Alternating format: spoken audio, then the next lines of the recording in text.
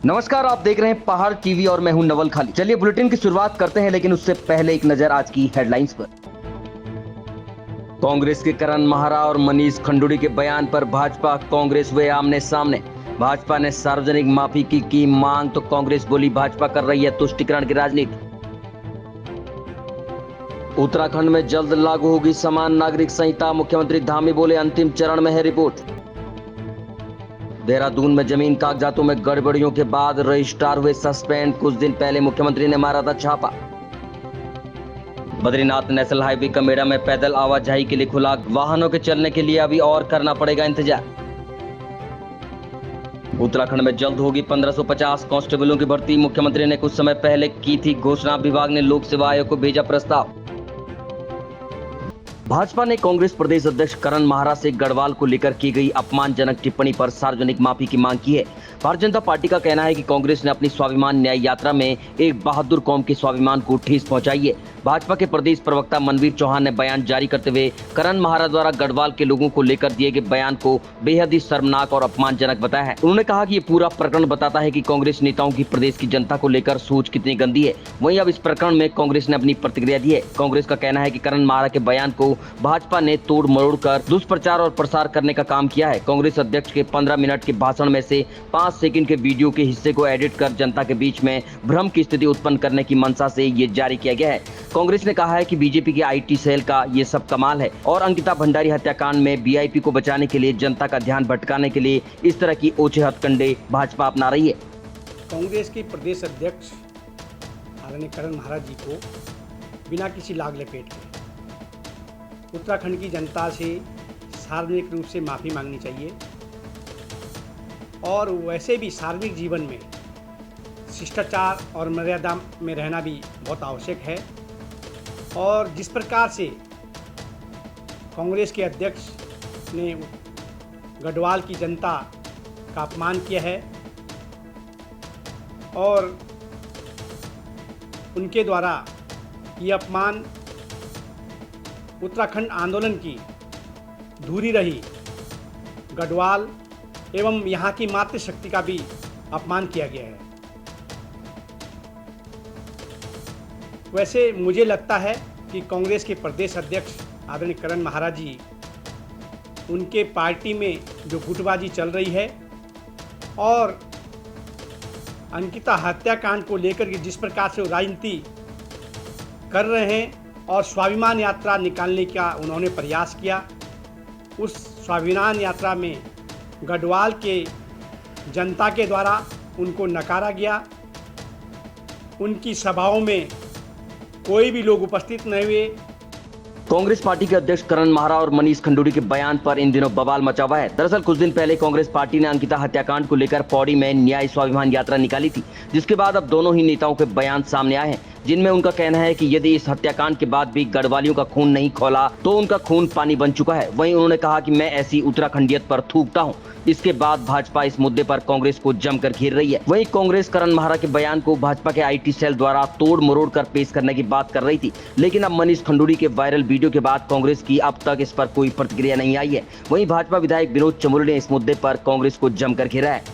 देखो, इस बयान को मात्र मनीष खंडूड़ी का बयान है ऐसा नहीं देखा जाना चाहिए। ये कांग्रेस का बयान है, क्योंकि पहले उनके प्रदेश अध्यक्ष बोलते हैं और उसको मनीष खंडूड़ी सही साबित करते हैं, ये बोल करके पूरे उत्तराखंड में थूकता हूँ। ऐसा लगता है कि कांग्रेस में थूकने की प्रतियोगिता चल रही है और उत्तराखंड को पीकदान समझ लिया गया है। तो कांग्रेस जिस रास्ते पर आगे बढ़ रही है, तो मैं समझता हूँ उत्तराखंड के लिए बहुत ही दुर्भाग्यपूर्ण है। और भविष्य में अगर कांग्रेस किसी भी तरह से इस उत्तराखंड में अगर विपक्ष की पार्टी भी रहती है तो कहीं ना कहीं उत्तराखंड के लिए खतरा है, क्योंकि जो लोग उत्तराखंडियत को ही नहीं मानते वो उत्तराखंड के लिए क्या काम करेंगे, इससे सतर्क रहने की आवश्यकता है। अब खबर देहरादून से है, जहां देहरादून में जमीन के कागजातों में गड़बड़ियों के मामले में रजिस्ट्रार रामदत्त मिश्रा को सस्पेंड कर दिया गया है। कुछ दिन पहले ही मुख्यमंत्री पुष्कर सिंह धामी ने यहां छापा मारा था। देहरादून के रजिस्ट्रार रामदत्त मिश्रा को तत्काल प्रभाव से निलंबित कर दिया गया है। माना जा रहा है कि रजिस्ट्रार कार्यालय के लोगों के भूमि दस्तावेजों में हुई छेड़छाड़ के मामले में ये बड़ी कार्रवाई हुई है। दरअसल पिछले दिनों मुख्यमंत्री धामी ने गड़बड़ी की शिकायतों के बाद रजिस्ट्रार कार्यालय में छापा मारा था, जिसके बाद जांच के लिए SIT भी गठित की गई है। आपको बता दें कि देहरादून में जमीन के कागजों में काफी हेरफेर हुआ था, जिसके बाद अब SIT इसकी जांच कर रही है, जिसके बाद हर दिन नए खुलासे हो रहे हैं। नेपाल की कम्युनिस्ट पार्टी ऑफ नेपाल के एक प्रतिनिधिमंडल ने मुख्यमंत्री पुष्कर सिंह धामी और भाजपा के प्रदेश अध्यक्ष महेंद्र भट्ट से मुलाकात की। नेपाली डेलीगेट्स ने कहा कि मुख्यमंत्री के नेतृत्व में उत्तराखंड में अच्छा काम हो रहा है। यहाँ धार्मिक पर्यटन से लेकर पलायन पर सरकार लगातार काम कर रही है। उसको आप किस प्रकार से देखते हैं? मैंने ये शिकायत थी, आपने बहुत अच्छे तरीके से मुझे समझा दिया। इतने प्रभावित हो गए हमने उनके काम से, यहाँ के मुख्यमंत्री के काम से, कि हम इससे बहुत लाभ नेपाल भी ले आएंगे। उन्होंने यहाँ के धार्मिक पर्यटन को के जिस तरह से बढ़ावा दे रहा है, उसके विकास कर रहा है, उसी के वजह से यहाँ के आर्थिक विकास में भी योगदान है। और यहाँ के पहाड़ी क्षेत्र के जो माइग्रेशन है, उसके रोकने के लिए उन्होंने जिस तरीके से योजना बनाकर काम कर रहा है, हम बहुत खुश है। और मानस क्षेत्र मानस खंड उसके एक सर्कल पूरा करना, नेपाल का भी बहुत धार्मिक स्थल उससे संबंधित है। उस एक सर्कल के रूप में उसका विकास करने से भारत तो लाभान्वित होगा, नेपाल इससे उससे ज्यादा लाभ ले आएंगे। अब खबर रामनगर से है, जहां बुधवार देर रात कॉर्बेट टाइगर रिजर्व के धनगढ़ी स्थित सुल्तान गेस्ट हाउस में संविदा पर तैनात एक कर्मचारी की सरकारी आवास में बिजली का करंट लगने से दर्दनाक मौत हो गई। विभाग द्वारा घटना की जानकारी मृतक के परिजनों को दे दी गई। वहीं पुलिस भी इस मामले में जानकारी जुटा रही है। बताया जा रहा है कि ग्राम कांडी मल्ली ननीराना ब्लॉक पौड़ी गढ़वाल निवासी धनपाल सिंह नेगी बुधवार को अपने घर से वापस ड्यूटी पर आया था। उसके साथ में काम करने वाले सहयोगी संविदा कर्मी तेजपाल सिंह ने बताया कि दोनों ही कर्मचारी ड्यूटी पर आए थे। तेजपाल का कहना है कि आवास में नहाते वक्त उसे करंट लगा और उसी समय बाहर कपड़े सुखा रहे धनपाल को भी तार से करंट लगा, जिससे वो तार से चिपक गया और मौके पर ही उसकी मौत हो गई। गुरुवार को पुलिस ने शव का पोस्टमार्टम कराने के बाद रामनगर पहुंचे परिजनों को शव सौंप दिया और मामले की जाँच शुरू कर दी है। मेरे दो भाई हैं, धनपाल सिंह। अब हम दोनों घर से आए थे, घर से आने हम यहाँ बाल कटवाए, बाल कटाने। उसने कहा भाई मैं बाल नहा रहा हूँ। मैंने कहा चल ठीक। नहाने के बाद वो बाहर आया, कपड़े धो के लाया। बाहर जैसे कपड़े लगा, मैं अंदर गया, बोला तू नहा ले। मैंने अपने लोटा पानी डाला, मेरे को हल्का झटका मारा। मैंने एकदम उसका नाम लिया, धनु। मैंने कहा करंट लग रहा है। वो मेरे से पहले वही गिर गया बाहर। जैसे मैं गया वहाँ पे, तो मेरे को फिर वहाँ पे झटका लगा। तब तो उसके हाथ से धुआं से मतलब पकड़ का तो तार, तब मैंने डंडे से मार के तब छुड़ाया उसको। उसके बाद अगल बगल वाले लोगों ने साथ दिया मेरा, तो स्टाफ पूरा, हमारे स्टाफ ने मेरा सहयोग दिया था। दोनों जने साथ ही जॉब करते थे? हाँ जी। कहाँ पे करते थे? मैं धनगढ़ी को इस टाइम कंप्यूटर ऑपरेटर और वो सुल्तान में है, वहाँ से। खबर चमोली जिले के कर्णप्रयाग से है, जहां का एक वीडियो तेजी से वायरल हो रहा है। आपको बता दें कि कर्णप्रयाग में आए दिन जल संस्थान की लापरवाही के चलते लोगों को दूषित पानी पीने के लिए मजबूर होना पड़ रहा है। वहीं कई दिनों तक लोगों के घरों में पानी नहीं आ रहा है, लेकिन जल संस्थान के अधिकारी और कर्मचारी समस्या का समाधान करने में असमर्थ नजर आ रहे हैं। जब एक उपभोक्ता ने जल संस्थान के जेई और अन्य कर्मचारियों से 4 दिनों से पानी न आने की शिकायत की, तो विभाग का फीटर समस्या का समाधान करने के बजाय युवक के साथ ही झड़प करने लगा। युवक का कहना है कि जल संस्थान द्वारा होटल में वॉल लगाए गए हैं, जिससे पानी आने पर होटलों में तो पानी आ रहा है, लेकिन लोगों के घरों में पानी नहीं आ रहा है। युवक ने कहा कि कालेश्वर पंपिंग योजना कर्णप्रयाग नगर के लिए पेयजल आपूर्ति के लिए बनाई गई थी, लेकिन विभाग के अधिकारी 1 वर्ष से जनरेटर खराब होने की बात कहते रहते हैं। अब ये वीडियो सोशल मीडिया पर तेजी से वायरल हो रहा है। मुझे पहले इसका जवाब तो दो। मैंने सीएम में शिकायत कर दिया, बस ये भी हो गया। आप मुझे ये दो कि आप अरे सर, आप मुझे पहले ये बताओ कि आप यहाँ जनरेटर क्यों नहीं चलता है? मेरे का घर छोड़ो तुम, आप मुझे ये बताओ पानी आ रहा कि नहीं। आप मुझे पहले ये बताओ कि आप नहीं आ रहे मेरे यहाँ।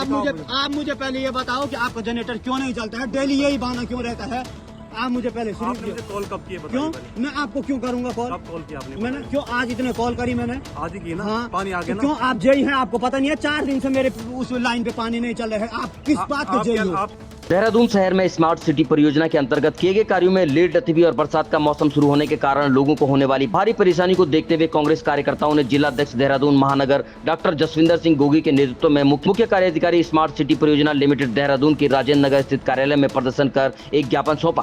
प्रदर्शन के दौरान गोगी ने कहा कि पूर्व में स्मार्ट सिटी परियोजना द्वारा सभी काम 30 जून तक पूर्ण होने की बात कही गई थी, लेकिन सभी कार्य अभी आधे अधूरे पड़े हैं, जिससे शहर के लोगों को भारी असुविधा का सामना करना पड़ रहा है। कांग्रेस प्रतिनिधि मंडल ने ज्ञापन देकर मुख्य कार्याधिकारी से मांग की कि स्मार्ट सिटी मिशन के तहत कार्य कितने % पूरे हो चुके हैं और किस स्थिति तक कार्य पूरे कर लिए जाएंगे, इसकी सूचना सभी लोगों को देनी चाहिए। वहीं जहां पर जोखिम है वहां पर्याप्त सुरक्षा संकेतक लगाए जाएं और सुरक्षा के उपाय भी तत्काल किए जाएं।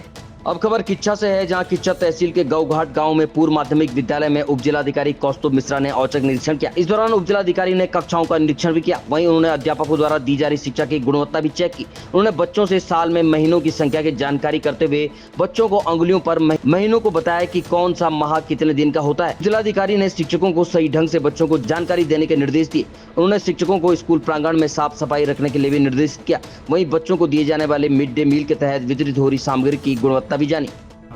गौघाट में ये विद्यालय का निरीक्षण किया गया। इसमें लगातार कार्यालयों का भ्रमण प्रस्तावित रहता है, उसी क्रम में विद्यालय का निरीक्षण किया गया। सभी शिक्षक उपस्थित थे और जो भी शैक्षिक कार्य किया जा रहा था वो ठीक चल रहा था।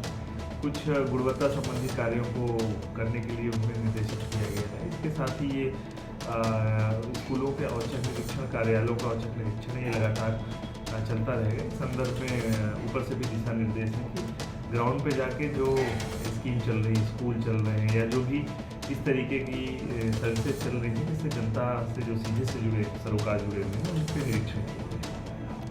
डोईवाला क्षेत्र में नए शहर बनाने की खबरों के बाद जिस तरह से डोईवाला में स्थानीय ग्रामीणों और किसानों द्वारा पिछले दिनों से लगातार पंचायतों का दौर जारी था, वहीं नया शहर बनाने की बात का खंडन करते मुख्यमंत्री धामी और कैबिनेट मंत्री के बयान के बाद भाजपा ने भी प्रेस कॉन्फ्रेंस कर मुख्यमंत्री का धन्यवाद ज्ञापित किया। वहीं लोगों को भी भ्रम से दूर रहने की अपील की। डोईवाला में प्रेस वार्ता कर जिला महामंत्री राजेंद्र तडियाल और मंडल महामंत्री रविंद्र बेलवाल ने कहा कि डोईवाला क्षेत्र वासियों में नए शहर बसाने की खबरों को सिरे से नकारते हुए कहा कि सरकार की ऐसी कोई मंशा नहीं है। अगर इस तरह की कोई बात होती भी है तो सभी को विश्वास में लेकर योजना पर काम किया जाएगा और विकास कार्य को धरातल पर उतारा जाएगा। इसमें राजनीति हो रही थी और जितने कम समय में आंदोलन शुरू और समाप्त भी हो गया। मैं धन्यवाद देना चाहता हूँ अपने शहरी विकास मंत्री जी को, धामी जी को और सांसद जी को, क्योंकि ये भ्रम की स्थिति कार्यकर्ताओं में भी थी और सभी में इन्होंने आक्रोश फैलाया, भ्रामक प्रचार करके, क्योंकि इसकी कोई अधिसूचना नहीं थी, कोई प्रमाणिक अभिलेख भी नहीं था और आम जनमानस की भावनाओं से खेलकर उनको एकत्रित किया गया। लेकिन हम जनमत का सम्मान करते हैं। जो किसान भाइयों के बीच में भ्रम की स्थिति हुई थी और धामी जी और हमारी सरकार और हमारे सारे पदाधिकारी आपस में सरकार के संपर्क में थे और आज वो भ्रम की स्थिति दूर है। लोगों को कांग्रेस का चेहरा बिल्कुल सामने आ गया है कि वो निकाय चुनाव आगे हैं, उनके पास कोई मुद्दे तो थे नहीं। उन्होंने इसमें आम जनमानस की भावनाओं के साथ खिलवाड़ करके इस मामले को भड़काया और हम शुरू से और अभी तक कह रहे हैं कि ऐसा अभी तक कोई प्लान नहीं है। हम भविष्य में भी कभी होगा तो सरकार जनता के साथ मिलकर, किसानों के साथ मिलकर इस पर आम सहमति बनेगी और उसके बाद ही कोई आगे परिणाम तक पहुंचा जाएगा। राज्य पुलिस सेवा से भारतीय पुलिस सेवा में पदोन्नत होने के बाद आईपीएस परमेंद्र डोभाल को मुख्यमंत्री पुष्कर सिंह धामी और पुलिस महानिदेशक अशोक कुमार द्वारा कंधों पर बैच लगाकर बधाइयां दी गई। आपको बता दें कि आईपीएस परमेंद्र डोभाल एक तेज तर्रार अधिकारी के तौर पर जाने जाते हैं। आपको बता दें कि परमेंद्र डोभाल वर्तमान में सीमांत चमोली जिले में अपनी सेवाएं दे रहे हैं, जहां स्थानीय जनता भी उनकी कार्यशैली से खासी प्रभावित है। अब खबर देहरादून से है, जहां डीएस कॉलोनी नाले में अत्यधिक बारिश से आए पानी के बहाव में एक व्यक्ति का शव रायपुर पुलिस और एसडीआरएफ ने दूधली से 4 किलोमीटर की दूरी पर नदी से बरामद किया है। दरअसल रोहित गोयल नाम का एक युवक मंगलवार को अपने घर डीएस कॉलोनी आते समय घर के पास नाले में बनी पुलिया को क्रॉस करते हुए फिसलने से नाले में बह गया था। सूचना पर तत्काल मौके पर पुलिस और एसडीआरएफ की टीम पहुंची और घटनास्थल से डोईवाला तक नदी नालों में उसकी तलाश की गई, जिसके बाद बुधवार को युवक का शव दूधली में मिला है। आपको बता दें कि मृतक के परिजनों को बुलाकर शव की शिनाख्त की गई है। शव को कब्जे में लेकर पुलिस पंचनामा और पोस्टमार्टम की रिपोर्ट की गई। आपको बता दें कि बहने वाले व्यक्ति के 2 बच्चे हैं और प्रिंटिंग प्रेस में वो मोहब्बे वाला में काम करता था। प्रदेश मंत्रिमंडल की बैठक 3 अगस्त को राज्य सचिवालय में शाम 4 बजे से होगी। पहले ये बैठक 24 जुलाई को प्रस्तावित थी, लेकिन मुख्यमंत्री के नई दिल्ली प्रवास के चलते बैठक को स्थगित कर दिया गया था। मुख्यमंत्री पुष्कर सिंह धामी की अध्यक्षता में होने वाली बैठक में ड्रोन पॉलिसी, एमएसएमई की नीति समेत राजस्व, कार्मिक, पर्यटन और शिक्षा से संबंधी कई प्रस्ताव आएंगे। उत्तराखंड में युवाओं के सामने जल्द ही रोजगार के नए अवसर खुलने जा रहे हैं। आपको बता दें कि पुलिस महकमे में 1500 पदों पर भर्ती की जा रही है। इसके लिए पुलिस विभाग की ओर से राज्य लोक सेवा आयोग को अधियाचन भेजा जा रहा है। प्रदेश के युवाओं को अब रोजगार का सुनहरा अवसर मिलेगा। पुलिस विभाग में कुछ समय पहले सहायक सब इंस्पेक्टर के नए पद सृजित हुए हैं। इन पदों के सापेक्ष शासन ने 1700 हेड कांस्टेबलों की पदोन्नति करते हुए इन्हें एएसआई बनाया है, जिसके बाद अब विभाग में कांस्टेबल के लगभग 1550 पद रिक्त चल रहे हैं। इन पदों को भरने की मुख्यमंत्री पुष्कर सिंह धामी ने कुछ समय पहले एक कार्यक्रम में घोषणा की थी। आपको बता दें कि पुलिस महानिदेशक अशोक कुमार ने अधिकारियों के साथ बैठक कर पदों को भरने की प्रक्रिया पूरा करते हुए इसका अधियाचन लोक सेवा आयोग को भेजने के लिए कहा है। खबर अल्मोड़ा से है, जहां बारिश के चलते नदी नाले उफान पर हैं। अल्मोड़ा में स्कूल जारी छात्रा नदी पार करने के दौरान बह गई। बहन को बचाने के लिए भाई ने भी नदी में छलांग लगा। गनीमत रही कि समय रहते गांव के लोगों की नजर छात्रा पर पड़ गई। बच्चों के चिल्लाने की आवाज सुनकर सभी लोग इकट्ठा हो गए और सहयोग कर बच्ची को बचा लिया गया। मिली जानकारी के मुताबिक विकासखंड लमगड़ा के राजकीय उच्चतर माध्यमिक विद्यालय धनियाल में 9वीं कक्षा में पढ़ने वाली छात्रा ममता आर्य, जो कि थाना मठेना की है और बुधवार सुबह अपने घर से विद्यालय के लिए निकली थी। स्कूल जाने वाले रास्ते में पड़ने वाली सुवाल नदी में बह गई। साथ में जारी 6वीं में पढ़ने वाला उसका भाई गिरीश भी नदी में बहन को बचाने के लिए कूद गया। बच्चों की चीख पुकार सुनकर ग्रामीण भी मौके पर पहुंच गए। कड़ी मशक्कत के बाद छात्रा को सुरक्षित नदी से निकाल लिया गया। सूचना पर स्कूल स्टाफ भी मौके पर पहुंचा और छात्रा को उपचार के लिए प्राथमिक स्वास्थ्य केंद्र बाड़ी छीना भेजा गया, जहां छात्रा का प्राथमिक उपचार कर उसे जिला चिकित्सालय के लिए रेफर कर दिया गया है, जहां छात्रा का उपचार चल रहा है। 2010 से उपचार है, कितनी बार जो भी प्रस्ताव दिया है, तो इसमें लोग की जान में बहुत खतरा बना हुआ है, तो इसमें कोई सुनवाई नहीं हो रही है। ये हादसा कल को किसी के ऊपर भी हो सकता है। इतना आने जाने वाली और रात जो काम से आते हैं वो जो आते हैं, किसी के ऊपर भी हादसा होता है। जैसे हमारी फैमिली के ऊपर हुआ, कल भी हो सकता है कि किसी के ऊपर भी हादसा हो। तो मैं विधायक से सरकारी उनसे दसाओगे जूनियर हाई स्कूल धनियाल में जा रहे थे बच्चे थाना मठेना से। 10-15 लोग 15-20 लोग हैं बच्चे, और पैर फिसल रहे आ रहे हैं नीचे गहरी खाई में चली गई। तब वहाँ के लोगों ने ही बचाया। वहाँ को दूर पड़ता है, आधा 1 घंटा लगता है। आज जब पुलिस आई थी तब तक उसकी कोई सुनाई नहीं हुई। इसलिए आज भी टीचर लोगों ने उगलकर हम गेट के पास आते हैं। अब खबर बद्रीनाथ नेशनल हाईवे से है, जहां बद्रीनाथ नेशनल हाईवे कमेड़ा में पैदल आवाजाही के लिए खुल चुका है। रविवार को हुई मूसलाधार बारिश के चलते हाईवे का 100 मीटर हिस्सा बह गया था। ऐसे में चमोली जिले का संपर्क पूरी तरह से कट गया था। वाहनों को रुद्रप्रयाग से पोखरी होते हुए कर्णप्रयाग आना पड़ रहा था, जिसके बाद से प्रशासन और एनएच दिन रात हाईवे को खोलने में जुटी थी। वहीं बुधवार शाम 6 बजे पैदल मार्ग खुल गया है। वहीं वाहनों के आवागमन के लिए अभी और इंतजार करना पड़ेगा। अब खबर विकासनगर से है, जहां इन दिनों बरसात पहाड़ी क्षेत्रों में भारी तबाही मचा रही है, जिसके चलते विकासनगर में लगते जौनसार भावर क्षेत्र में जगह जगह नुकसान की खबरें सामने आ रही हैं। ऐसा ही कुछ देर रात बरसात के कारण कालसी तहसील के अंतर्गत हरिपुर कोटी मीनस मार्ग पर स्थित खेरवा गांव में देखने को मिला, जहां देर रात मूसलाधार बारिश के कारण लैंडस्लाइड के कारण पहाड़ी से 3 जगह से मलबा आया और मकान और दुकान में घुस गया। वहीं अचानक आए इस मलबे के बाद एक परिवार का सामान और पशु भी बह गए, जबकि पीड़ित ग्रामीण की एक गाय भी इस मलबे की चपेट में आ गई। गनीमत रही कि यहाँ मकान और दुकान में रह रहे लोगों ने बमुश्किल भागकर अपनी जान बचाई। वहीं दूसरी तरफ बरसात और लैंडस्लाइडिंग की वजह से मलबे ने सड़क पर मौजूद वाहनों को अपनी चपेट में ले लिया, जिससे वहां खड़े करीब 6 वाहन मलबे में दब गए, जिसके चलते इस मार्ग से गुजरने वाले वाहनों की लंबी कतारें लग गई। बहरहाल अब देखना ये होगा कि ये मार्ग कब तक सुचारू हो पाता है और पीड़ित ग्रामीणों को हुए नुकसान की भरपाई कब तक हो पाती है। नहीं आया है यहाँ पे, कोई भी नहीं पहुँचा है। सिर्फ एक पटवारी को छोड़ के प्रशासनिक कोई अधिकारी नहीं आया है यहाँ पे।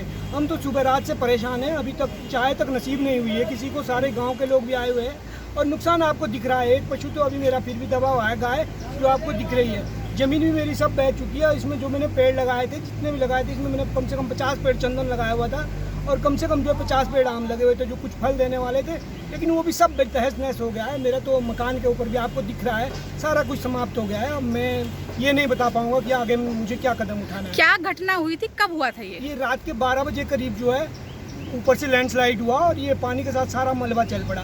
फिर मैं पशुओं को नहीं बचा पाया। मैं अपने मम्मी को और बच्चों को और अपनी मिसेज को बचाने के चक्कर में मैं ये पशु नहीं बचा पाया, उनको मैं बचा। मुझे सुबह इन्फॉर्मेशन मिला था अपने ये फ़ोन के माध्यम से, तो मैं इधर ही क्षेत्र में ही था। तो फिर मैं सुबह घर से अपने वहाँ के आ गया था, यहाँ पहुँच गया था। तो देखा मैंने कि ये सारा स्लाइड होकर के नीचे को आया है और यहाँ पे पूरण सिंह जी का ये मकान है, एक छानी भी है जिसमें उनके पशु बंधे हुए थे। खुद तो हमने पहले अलर्ट किया था तो वो लोग यहाँ नहीं थे, अन्यथा कुछ भी घटना घट सकती थी। तहसील में गाँव है खेरवा, वहाँ पर सुबह राजस्व टीम को सूचना मिली थी कि मलबा आने की वजह से रास्ता बंद हो गया। एक आधी गाड़ियाँ हैं जो धंस गई हैं और जो आपको पता होगा यहाँ जहाँ पशु रहते हैं उसको छानी कहा जाता है, घर से थोड़ा सा दूर पे होती है। तो छानी में एक मवेशी गाय बंधी हुई थी, वो दब गई है और शेष की जांच के लिए राजस्व टीम वहाँ है, रास्ता खुलवा रही है। जेसीबी मौके पे उपलब्ध है। जब रास्ता खुल जाएगा तो आगे की जांच करके पुष्ट रिपोर्ट प्राप्त हो पाएगी। ये जो मलबा है ये पहाड़ का है या रोड कटिंग का है, क्या बताया जा रहा है? हाँ, अभी तो ऊपर से ही आया है, तो फिलहाल कंफर्म रिपोर्ट अभी प्राप्त हो जाएगी। अभी तक की खबरों में बस इतना ही। आगे की खबरों के लिए देखते रहिए पहाड़ टीवी। तब तक के लिए नमस्कार।